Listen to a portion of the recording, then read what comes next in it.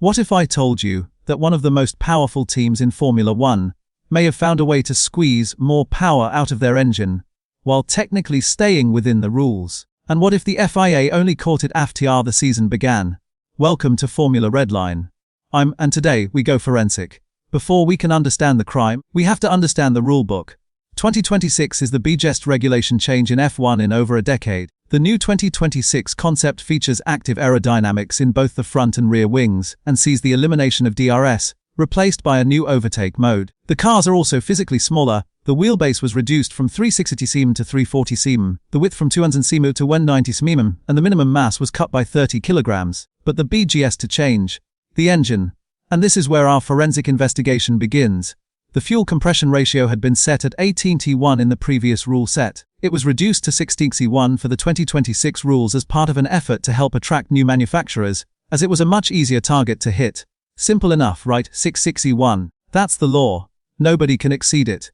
Or can they? This is where it gets interesting, and this is exactly why we do forensic analysis here on Formula Redline. Just weeks before the new F1 cars hit the track for the first time, it emerged that at least two manufacturers may have been exploiting a grey area in the rules that could help them gain a decent performance advantage. The issue revolves around manufacturers potentially having found a clever way to deliver a higher compression ratio than what was theoretically imposed. Now here's the KY question: is this even possible? The answer is physics. Here's the forensic breakdown. Both Mercedes and Red Bull were highlighted for allegedly exceeding the 16:1 ratio, meaning they could potentially get more power at higher speeds, something they were apparently able to do because the FIA's testing only takes place when the car is stationary and the engine is cool. So think about this: the rule says the compression ratio must be 16:1. The FIA checks it at ambient temperature when the engine is cold, but when that engine is running at 130 degrees Celsius on track, the metal expands. And if you've designed your engine cleverly enough, Ferrari, Audi and Honda suspected Mercedes of having found a way to use thermal expansion to exceed the mandated compression ratio of 16:1, which was previously only measured at ambient conditions. Mercedes is accused of finding a way to exceed this when the engine is running at temperature. That is the loophole. Cold engine equals legal. Hot engine equals more power. Genius or cheating? That's exactly what we're here to investigate. Now let's talk about how big this advantage actually is, because when we go forensic we follow the data. Based on evaluation studies, one high-level source suggested that increasing the compression ratio from 16:1 to 18:1 offers an uplift in performance of 10 kW equivalent to 13 horsepower. Extrapolating that to 2026 F1 cars, the lap time benefit is estimated between 0.3 to 0.4 seconds per lap depending on the track. 0.4 seconds per lap. In Formula One, where races are decided by 10 HS, that is a mountain of an advantage. Sources even suggest that the gains available from exploiting the fuel compression limit could be worth as much as 0.4 seconds per lap, meaning that the title hopes for anyone now doing it are already over.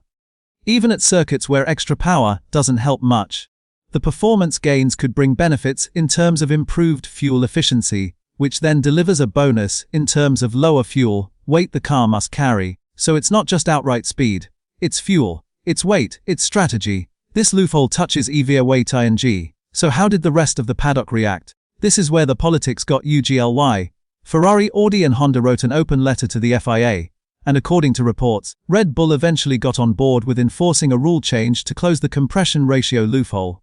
Even Red Bull, one of the teams accused, eventually switched sides. Why? Because the political pressure was too great. If rival manufacturers remained dissatisfied, a protest at the opening round of the season in Australia was a real possibility. The FIA had to act fast, and they did. Formula One bosses confirmed a rule change to close the loophole Mercedes is believed to have exploited. The FIA confirmed that a crucial vote to change the rules from 1st June was approved unanimously by the 5 power unit manufacturers. Under the regulation tweak, the compression ratio will be controlled in both hot and cold conditions from 1st June 2026. It will then only be controlled in operating conditions from 2027 onwards. So the loophole is being closed. But here's the forensic question nobody is asking: what about the races before June 1st? The advantage already existed. The data was already gathered. And in a sport this competitive, that matters. And just when you thought this story was over, our forensic analysis found a C-D loophole. The FIA has cut off another avenue of potential exploitation with the new engine rules, offering further evidence that manufacturers have been probing grey areas. While a major controversy has blown up about compression ratios, this highlighted that it was not the only place where there had been uncertainty over what is and is not allowed. This second area relates to the fuel flow meter and comes as a consequence of a completely different way the relevant limits will be imposed for 2026. As F1 switches to fully sustainable fuels, the previous ceiling of 100 GiG is being replaced with a fuel energy flow limit of 3000 mg/G. This significant change meant a new way of compliance checks, with the previous use of two fuel flow meters being replaced by a single standard unit. And what was the trick teams were trying?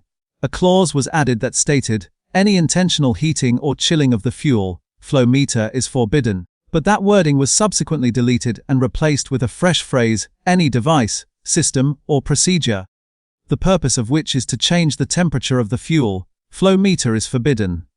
The change in wording is clearly aimed at being more expansive, closing off ways manufacturers could manipulate the temperature without it being intentional. Two loopholes. Same team in focus.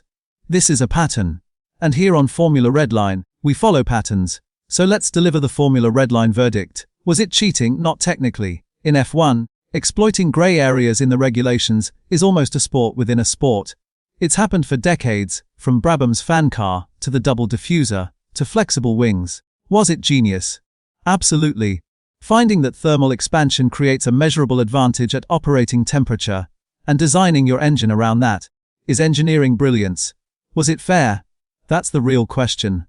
And the fact that the regulations introduced for 2026 represent one of the biggest changes in recent memory, and that all parties acknowledge collective learnings are still being taken from pre-season testing, tells you everything.